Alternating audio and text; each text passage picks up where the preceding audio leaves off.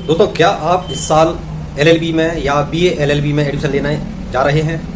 यदि हाँ, तो ये वीडियो आप अंत तक जरूर देखें, क्योंकि इसमें मैं वो सच्चाई बताने वाला हूँ जो कि एक एलएलबी करने वाले स्टूडेंट को बाद में अधिवक्ता बनने के बाद में सामना करना पड़ता है, उन सारी प्रॉब्लम्स का जो आए दिन उसके सामने आती हैं, और क्या उन्हें वास्तविकता में लॉ करना चाहिए या फिर उन्हें कुछ और करना चाहिए।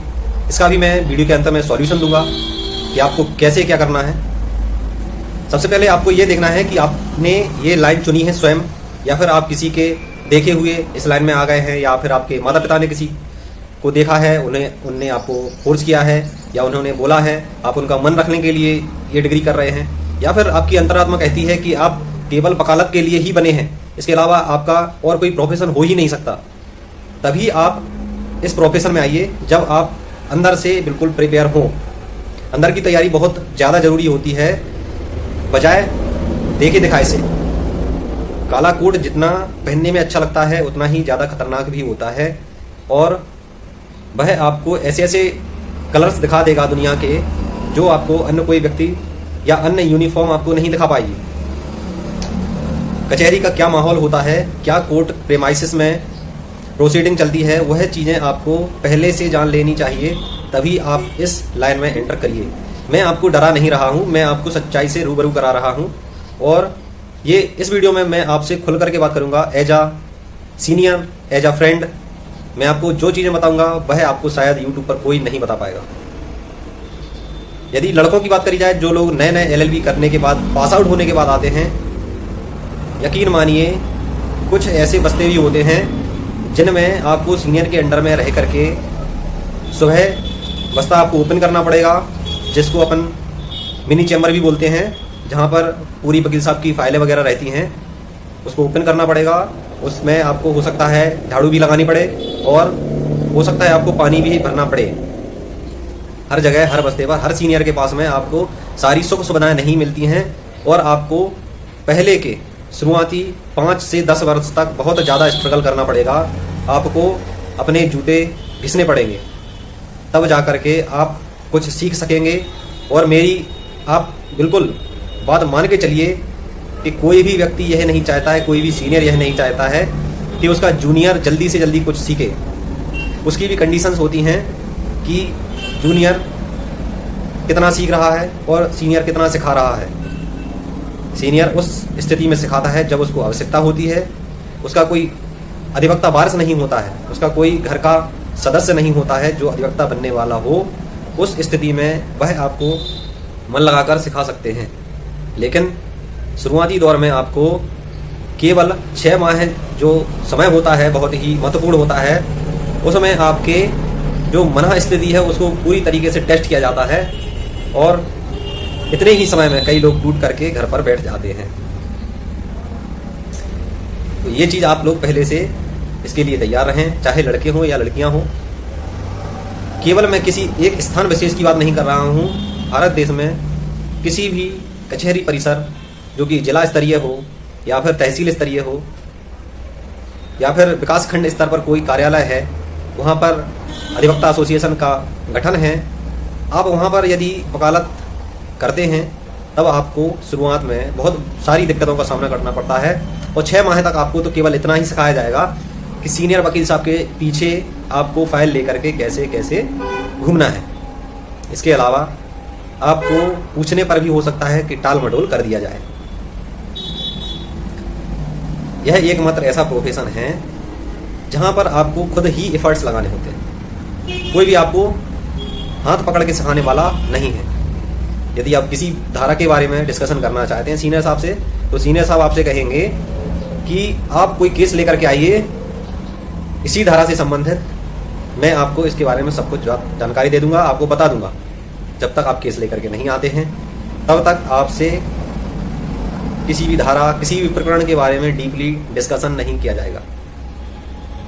और जो आप डिग्री करते हैं उसमें जो आपको ज्ञान दिया जाता है, किताबी ज्ञान, उसका कचहरी में इम्प्लीमेंटेशन बहुत कम मात्रा में होता है।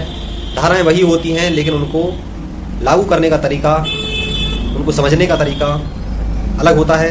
मेरे कहने का तात्पर्य है बुक वाला लॉ और प्रैक्टिकल लॉ अंतर है। और उसको आपको समझना होगा। अभी एक नई समस्या आप लोगों को देखने के लिए मिल सकती है। 1 जुलाई 2024 से नए कानून लागू हो रहे हैं जिनका नाम है BNS, BNSS और BSA, भारतीय न्याय संहिता, भारतीय नागरिक सुरक्षा संहिता और भारतीय साक्ष्य अधिनियम।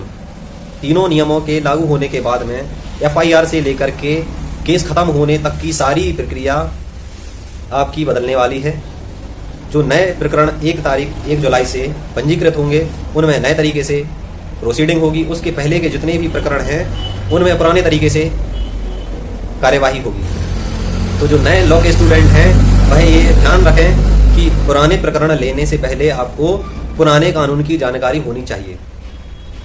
या तो आप नए हैं, आप पुराना कानून पढ़ना नहीं चाहते हैं, तब आपको नए कानून के अनुसार नए केस ही हैंडल करने चाहिए। आप पुराने कानून के अंतर्गत पंजीकृत जो भी प्रकरण हैं उनमें हाथ नहीं डालना चाहिए। जो बच्चे या जो छात्र अभी LLB करने का सोच रहे हैं, प्रथम वर्ष में एडमिशन नहीं लिया है, वह लोग पहले सर्वप्रथम 1 माह, मेरे कहने पर 1 माह आप लोग कचहरी में बिताइए। जब आप 365 × 3 जितना भी होता हो कैलकुलेट कर लेना। ग्रेजुएशन में देते हैं, इसके बाद में आप लॉ ग्रेजुएशन में देते हैं, BA LLB में आप 5 वर्ष देते हैं। तो आप लॉ में जाने से पहले कचहरी में क्या आप 1 माह नहीं दे सकते? यदि आपको अच्छा वकील बनना है तो आप LLB फर्स्ट ईयर में, फर्स्ट सेमेस्टर में ही एडमिशन लेने से पहले 1 माह कचहरी में बताइए। वहाँ का माहौल समझिए, किस तरीके से कार्रवाई होती है, कैसे बस्ते का सेटअप होता है, कैसे अधिवक्ता के चैम्बर होते हैं, कैसा सीनियर का बिहेवियर होता है। सभी सीनियर का बिहेवियर आपको अलग अलग मिलेगा, लेकिन जहाँ पर मनी की बात होती है वहाँ पर ज़्यादातर एक जैसा माहौल आपको देखने के लिए मिलेगा। कोई भी सीनियर आसानी से अपने जूनियर को देना कुछ नहीं चाहता। ये मैं आपको रियलिटी बता रहा हूँ। आप यदि नेशनल लॉ यूनिवर्सिटी से लॉ ग्रेजुएट हैं तब आप ऐसे में किसी लॉ फर्म की ओर रुख कर जाएंगे।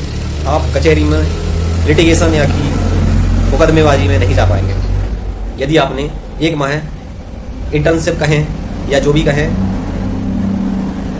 आप नहीं करते हैं तो बाद में आपको दिक्कत होगी। लॉ करने के बाद में लॉ को छोड़ना ज़्यादा कठिन होता है बजाय लॉ करने से पहले उसको छोड़ना। आपको समझ में आता है, आप करिए, आपका स्वागत है, बहुत अच्छी लाइन है, बहुत पैसा है, लेकिन पहले आपको स्ट्रगल करना पड़ेगा। काला कोड बहुत ज़्यादा स्ट्रगल मांगता है। कुछ लोग बोलने वाले बोलते हैं कि जिनका मुकदमा एक बार लिख जाता है उनके सर्वाइवल के चांसेस इस बात को देख करके लगाए जाते हैं कि उनके हाथ सोने के हों और पांव लोहे के हों। इस बात को थोड़ा सा मैं दुरुस्त करते हुए आपको मैं बता देता हूं कि यह बात कहीं ना कहीं जूनियर अधिवक्ताओं के ऊपर भी लागू होती है, क्योंकि नया अधिवक्ता उसके पास में ना तो मनी होती है, यानी उसके हाथ सोने के नहीं होते, और उसके पांव यदि लोहे के नहीं हुए, यानी कि वह स्ट्रगल से, चला फ्री से, कोर्ट कचहरी के चक्कर काटने से, तारीख पे तारीख लेने से पीछे हट गया, तब ऐसी कंडीशन में वह वकालत में नहीं आ पाएगा।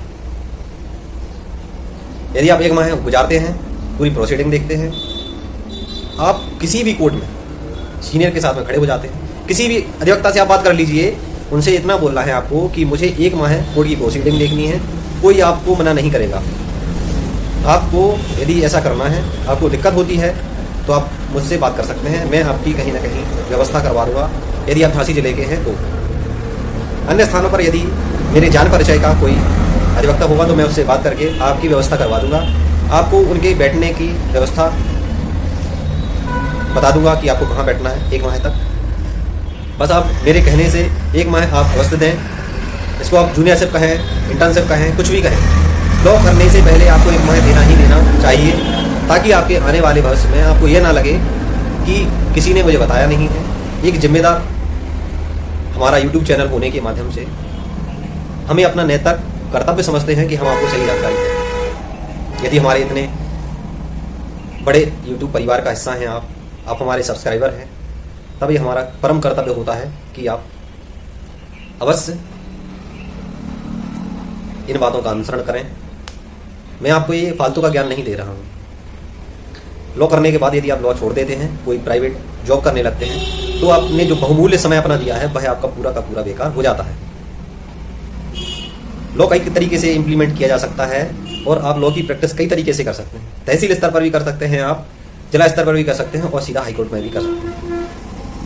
लेकिन जहाँ तक है आप छोटे स्तर से करिए, भले ही आप 5-5 वर्ष करिए, 5 वर्ष तहसील में, 5 वर्ष जिला में और 5 वर्ष हाईकोर्ट में। इसके बाद जैसे ही आपका COP तैयार हो जाता है, उसके बाद आप AOR के लिए एग्जाम दे करके उसको क्वालिफाई कर सकते हैं।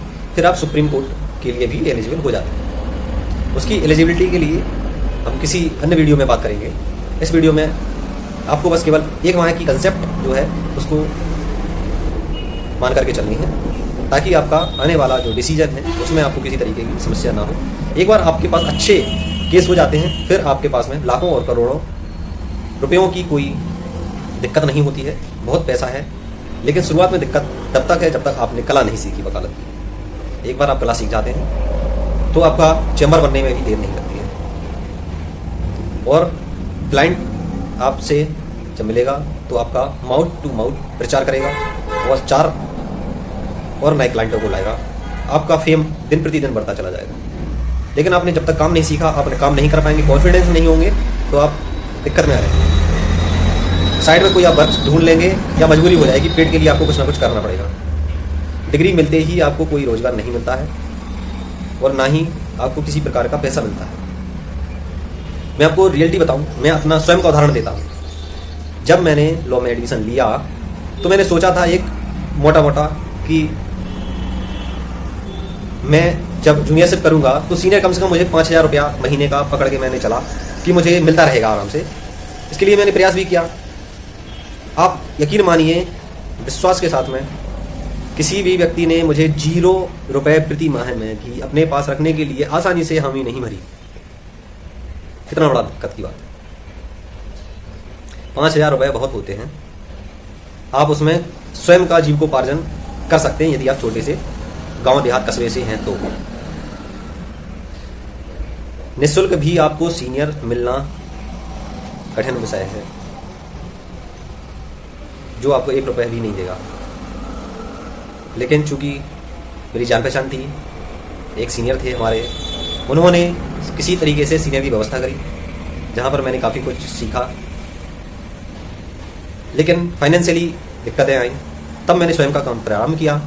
लगभग मैंने 1 वर्ष तक प्रैक्टिस करी, जूनियर करी।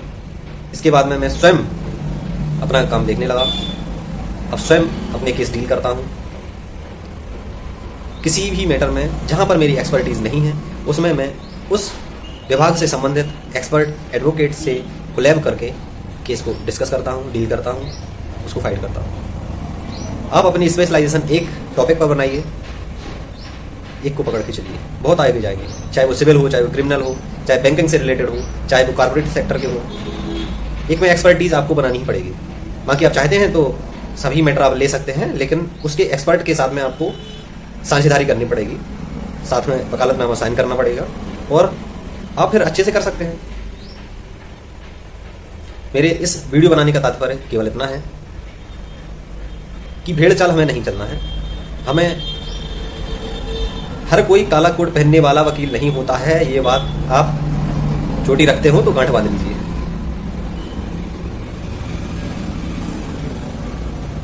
बार काउंसिल के द्वारा वेरिफिकेशन कराने के बाद में कई फर्जी वकील बाहर किए जा रहे हैं। वो इसी वजह से कि जो असली अधिवक्ता है वो तो फाइनेंशियली दिक्कत की वजह से कहीं ना कहीं अलग कोई काम दिख रहा है, और जो क्लर्क थे, मुंशी थे, कोर्ट के चक्कर लगा लगा कर, घिस घिस कर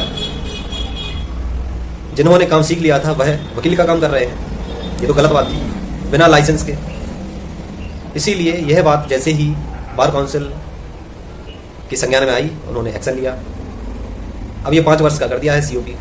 हर 5 वर्ष में आप वेरिफिकेशन कराइए, डॉक्यूमेंट लगाइए, तब आपका रिन्यूअल होगा, तब आपको नया COP मिलेगा, तब आप फिर से प्रैक्टिस कर पाएंगे। तो फिलहाल ये वीडियो काफ़ी लंबी हो रही है। आई होप आप लोगों को काफ़ी कुछ सीखने को मिला होगा। इस तरीके की एक्सपेरिमेंटल रियल वीडियोस आपके सामने लाता रहूँगा। मिलते हैं अगली वीडियो। जय हिंद, वंदे मातरम, भारत माता की जय।